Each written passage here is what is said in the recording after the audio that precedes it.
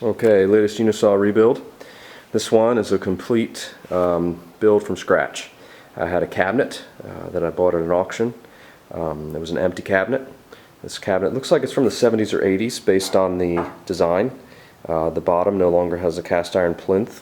And then also based on the hole placement. They changed holes for electrical wiring and schematics through the years that gives you a little key as to when they were made as well. There's also some circular holes in the back for this. I found the starter that would have been on that era. This is a high quality magnetic starter and LVC, low voltage control. And then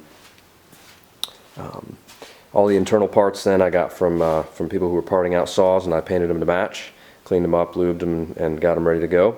And then I found a great arbor off of a 1990s saw. That's why it's black, arbor bracket I should say.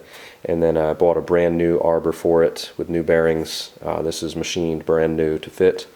You can see it's pretty shiny there. New belts, new bearings, and then brand new 2 horsepower Leeson motor.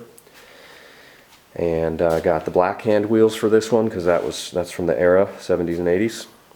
And then made the locking knobs to go with it. And then tried my hand at some artwork on the dust door. Little aluminum flashing that I used to then sort of stencil on the artwork from the era. And then also I had a vinyl sticker made for the Unisaw, classic Unisaw logo. And then also I had a vinyl sticker made for the tag on the back. So all in all, it's a build from scratch. It's coming pretty good. Just got to put the top on, the fence on, and should be ready to go.